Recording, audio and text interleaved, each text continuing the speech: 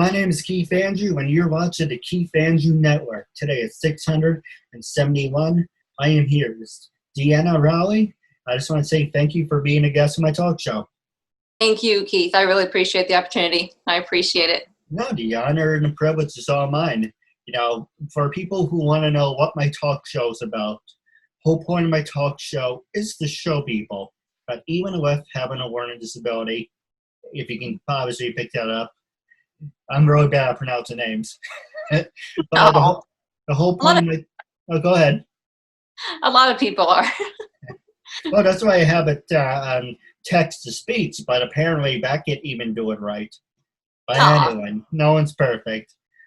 But the whole point of my show is to show people that even with having a learning disability, I can still amount to something. And at the same time, I'm able to turn myself into an example for people out there dealing with any types of learning disabilities and disabilities to never give up and prove people wrong. Prove to them that labels not dictate who you are and who you're going to be. It's a prove to them, it's to amount to something. So hashtag break the labels.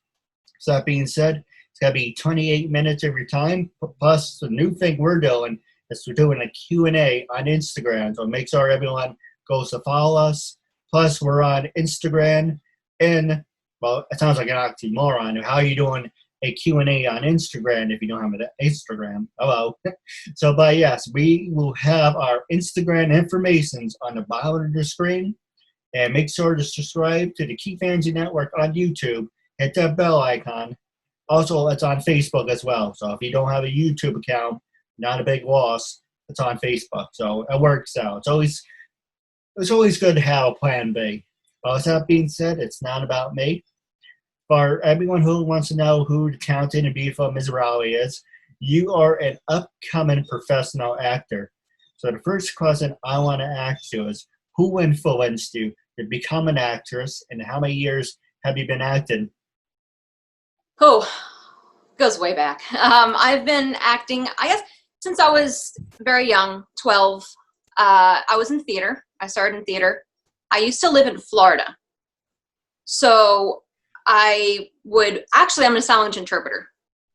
And that's what I was doing at the time. As I was, a sign language interpreter, after work, I would go to rehearsal for theater. So, and I did work with a deaf and autistic child for like 4 or 5 years. So, yeah, I went and moved to the New Jersey, New York area and pursued my career. And I was in background work, TV and film, and I learned from there. And it's like free school. People are like, oh, don't do that. That's like a waste of time. No, it's not. It's like, literally, it's like free school. And everybody would like be talking to each other. And I'm like, wait, I want to see what's going on here. I want to learn. So, and then I did student films as well. No, absolutely. Yeah, it's amazing. So what were some of the favorite actors that actually left an impression on your life? Hands down, James Dean. He only did 3 films, but they were major. And he put his whole self into it, his whole heart and soul. Amazing. And he is my idol. Now, for people who don't know who he is, can you give us an example of who he is? Yes, James Dean, the best. He was in Rebel Without a Cause. He was in East of Eden. And, oh God, what was the East of Eden, Rebel Without a Cause, and I went blank, of course. Never heard of that one. No? East of Eden? No, I went blank. Oh, I know. I seriously, it's like a brain fart.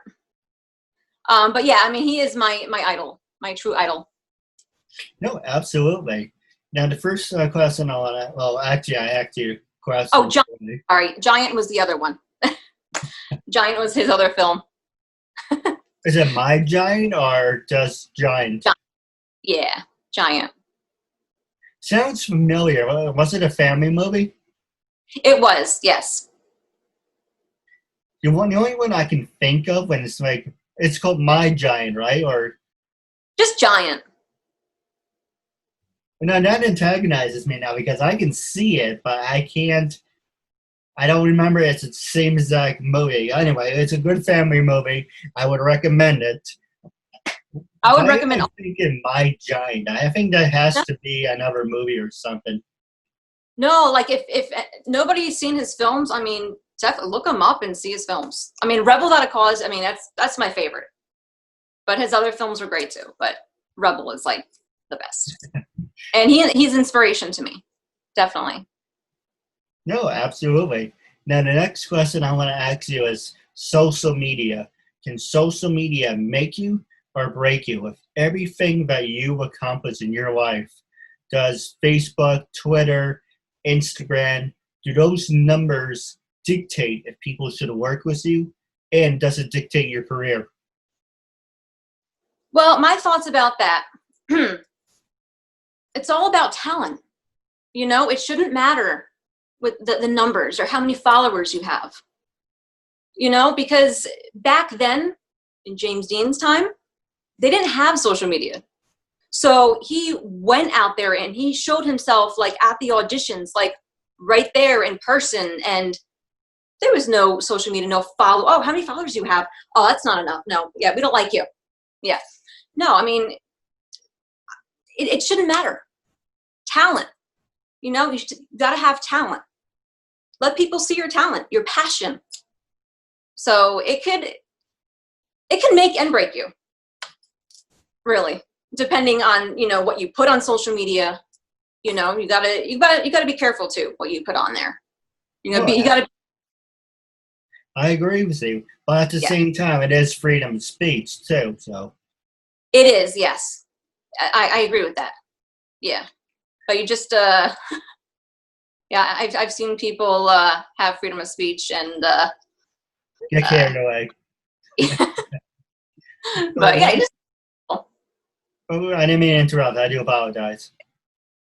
But what about with you? You know, with everything that you were doing with the whole acting, you know, how do you feel about that with your career?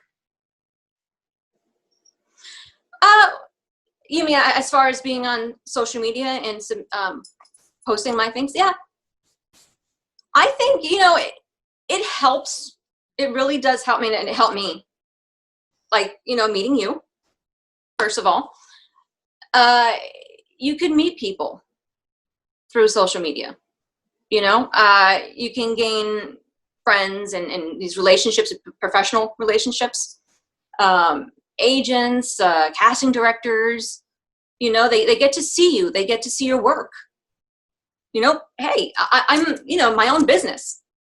You know, you got to promote yourself, right? So I love doing that. I just posted today. I made a sign language video of Frozen, Let It Go, Let It Go, Let It Go. And I signed the whole song. And it was for a website, NH Health Counseling. And I posted it on there. I was like so proud. I'm so proud to show it. So you got to see it. It's very interesting. It's amazing. Now, do you have any funny stories about your acting career, like when you first started? And because apparently you're not done with acting, but when you first started, was there any funny incidents that happened that may have been not funny at the time, but looking back, it was pretty funny? Well, yeah, I would say there's a funny one. This is when I was younger, like 14 maybe, in theater back in Florida. It was for Snow White and the Seven Dwarfs, right? And I was auditioning for, I mean, anybody can be meek Snow White. I didn't want that. I wanted a more challenging role. I love challenges. So I auditioned for the Mean Queen. Okay? I got it. I booked the lead. So I did the show, you know, walked out, and you just hear the response, like automatic response from the audience in theater. That's why I love theater. It's great. So then you walk out there and I have my crown and, ooh, you're all these oohs and ahs. And so after the show, everybody, shook hands out in the lobby, and all these kids, right, hid behind their moms. And I'm like, it's okay. And they were like so scared of me. And I went to shake their hand. They wouldn't shake my hand. And people were asking me, wow, that was you up there? I'm like, nope, that was the queen. She just took over my body. So it was so cute. That was funny. What about, have you ever gotten, well, this is a popular subject because of the theme on the show. Have you ever worked with people with disabilities, and are you willing to work with people with disabilities? Now, before you say anything, and going back to what you said a couple of minutes ago about you doing a sign language, apparently you are working with people with disabilities. Hey, that's why you're on my show, right? Yes. Are you open to any other projects in the future? Absolutely. I did work in the school system back in Florida for 7 years. And it was very, very rewarding. Okay, like I said, I worked with a deaf autistic boy for like 4 or 5 years. That was a challenge, but I stuck with it. I'm a strong person. So, that was a great experience as well, But yes, I worked with, people with disabilities, and it's great. They teach you, they you learn from them, and they learn from you, vice versa. And eventually I do want to work in film, in TV, using my American Sign Language and my gift. I call it my gift. That's what it is. No, I'm very proud. No, absolutely. You have to be passionate about what you're doing. Absolutely. But we're going to take a quick commercial break. And when we come back, I'm going to ask you a couple more questions. Thomas? Hi, I'm Paisley Blackburn. I'm Ashley Burgess. Hi, my name is Jeanette Abney. Hi, I'm Sharon Spink. Hey, this is Samantha Moore. Hi, I'm Melody Jones. Hi, my name is Becky Yee. Hi, you're watching the Keith Andrew Network. Ladies and gentlemen, my name is Keith Andrew, and you're watching the Keith Andrew Network. This is episode 671. I'm here with Deanna Rowley, and I just want to say thank you for sticking with us. Thank you, Keith. No problem. No, the honor's all mine. Now, going back to your acting career, have you ever thought about doing voiceover work? And what are some of your biggest accomplishments? Actually, I do voiceovers. I booked a few of them. It was it was for New York Times was one of them, and Casper, and then it was for like this other like commercial online or something. Yeah. So yeah, I actually do voiceovers, and I do. It's cute. There's like this reel that I did, and it was like a character reel, and I was like both voices. I said I was like a little lamb, and then I go, "Oh, hi, Mr. Bear. I was just wandering the woods trying to find something to eat." and then I just fall, and I used like a water bottle, like, "Oh, I just fell on some twigs. I'm fine." Okay. Okay, thanks, Mr. Bear. Okay. Have a good day. So I like did both those voices, the bear and the little lamb. Yeah, you did it perfectly. Thank you. Well, while we're on the subject, what do you prefer more, being on camera or being behind the camera? I would prefer being in front of the camera. When I was like really young, before I started in theater, my brother was like a filmmaker when he was like 9. And I was always in front of the camera, and he was like making these little short films. I was always in front. He's like, "Deanna, get out of the way. I'm trying to make a movie." I have this relationship with the camera. I'm sorry. Yeah. And so, I'd rather be in front of the camera because I like to inspire people with my acting. I love dramas. I can cry like on the spot, and I love to make people laugh. But eventually, I do want to direct, because I did make my own films. I made 2 horror films, all on my iPhone 6. Super proud of them. And so I wrote it, directed it, started it. I was like 2 characters. And yeah, it was just amazing. So yeah, I want to be both, actually. But I mean, I do prefer to be in front, but you know, I can do behind the scenes too. No, absolutely. And hey, if you ever want to do a documentary, maybe we can work something out. Yes, I would love that. Now, the next question I was going to ask you is what do you, because you mentioned you direct and you write, if you had to use me for an example, what would you write about me? How would you direct it? Okay, for you, well, you're a very inspirational person. So it would be a film about, or maybe, yeah, a film about inspiration. And you'd be the main star. Right? You like that? Yeah, it sounds pretty good. You know, it's funny, a while ago I was coming up with different title names, you know, and most of the titles of books are already taken. And I said to my dad, I got annoyed and said, does it really matter? And he's like, there you go, that's perfect. That's the title of your book. Does it really matter? Nice. I like that. Doesn't matter. Well, I mean, it doesn't matter. Does it really matter? But, you know, it's the same if it doesn't matter, does it really matter? But, you know, it's true. You have a disability. Does it really matter? You know, do you have acting ability?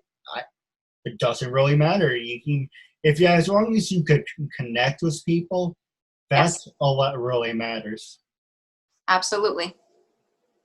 I mean, look at Niall DeMarco. He's a deaf actor.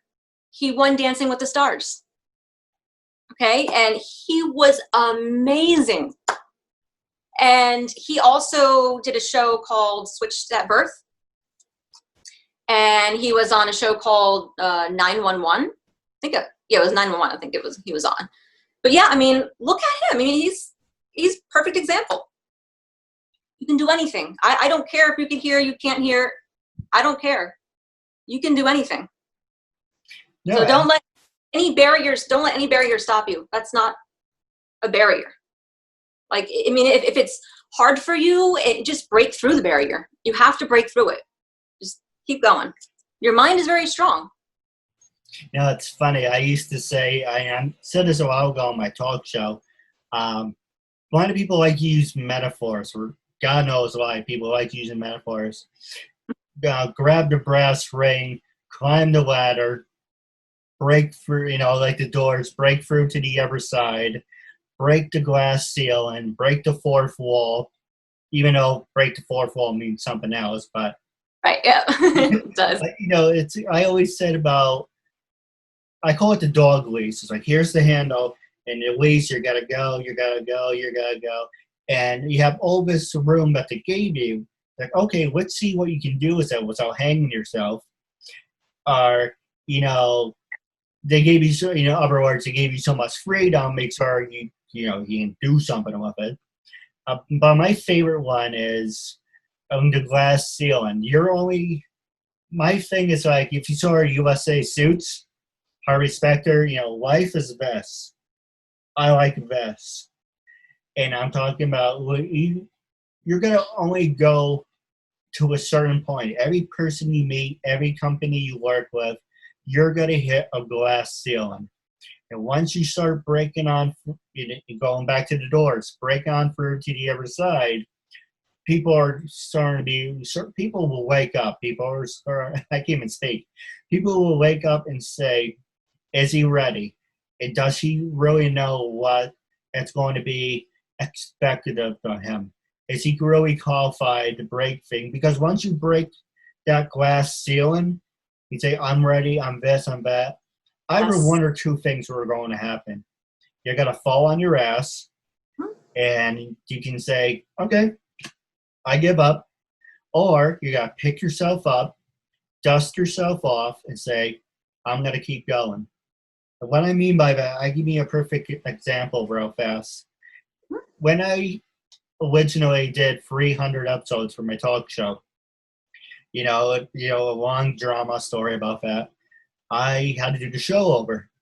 And because it was called Uncensored and all that, because I'm a big wrestling fan, Hershey's and Snickers presents WrestleMania. I'm like, well, I have the Keith Andrew Network name. How about the Keith Andrew Network presents Uncensored? And I'm all right. And I wasn't doing permission forms at the time. I was taking people at the word. And they were making idle threats to me, yeah, my agent said you ask a lot of stupid questions.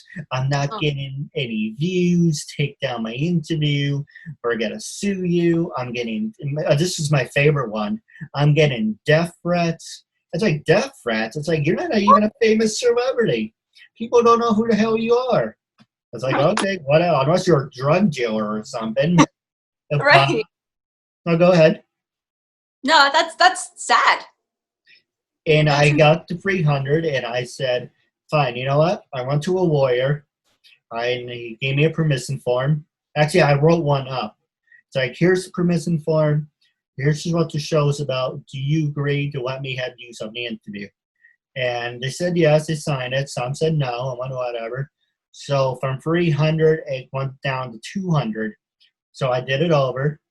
I actually interviewed a lawyer who's a good friend of mine. He laughed at my permission form. He said, I'm going to write one up for you. I usually charge, but I'm going to do you a favor. That's the form that you signed. And in the beginning of the video, it says, plain and simple, black and white, you have 30 days. If you change your mind during the 30 days, you say, Keith, can you edit it? Can you take it down? Can you reshoot it? Whatever the excuse is, 30 days. That's a free and a zero for people out there who don't know how to count. And I just, waiting for a comment on that one. But 2 years, 3, 4, 5 years later, like, hey, Jeff, we did an episode 3 years ago. I would love to do a part 2. Yeah, I don't want to do one with you, but once was enough. Oh, why do you feel that way? I wasn't getting any views. I wasn't getting any job offers.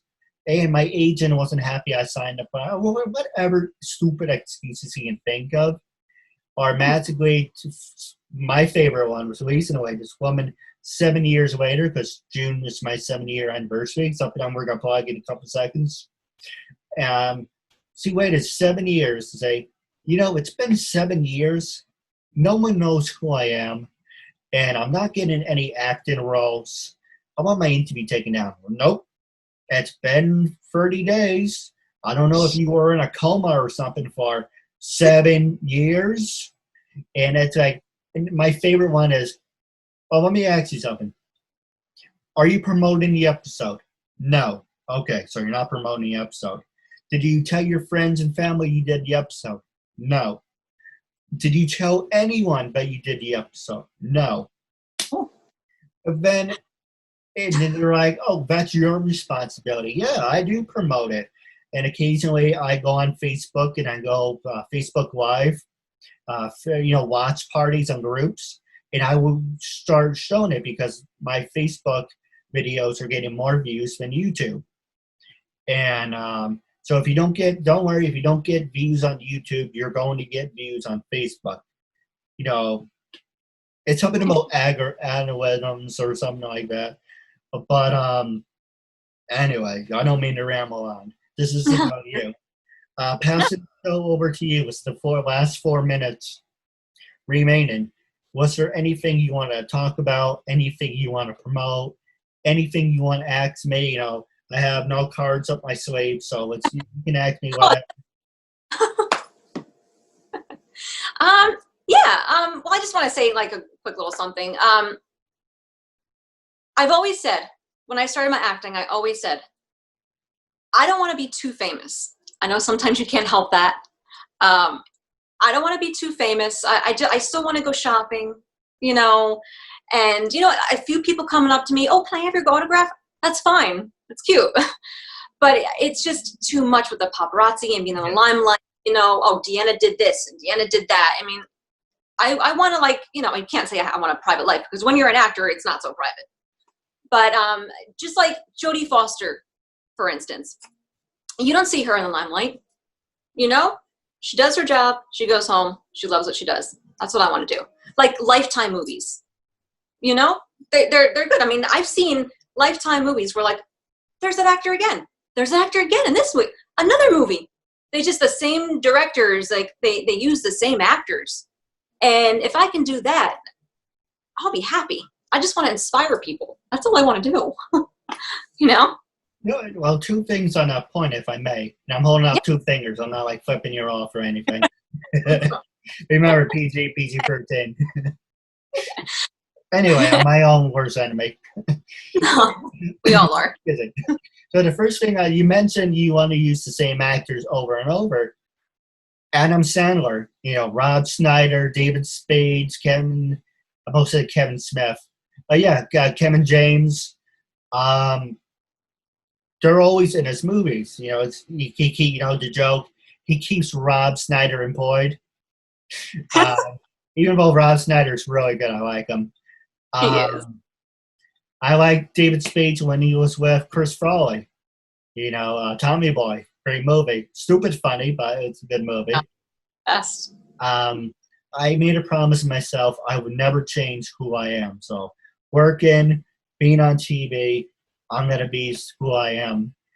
But I will give you a quick reply to that question, and then we're going to wrap up. Actually, yeah, I want to ask you a question. Sure. What inspired you to actually be a talk show host? That's a good question. And I will also answer this on the Q&A where we do.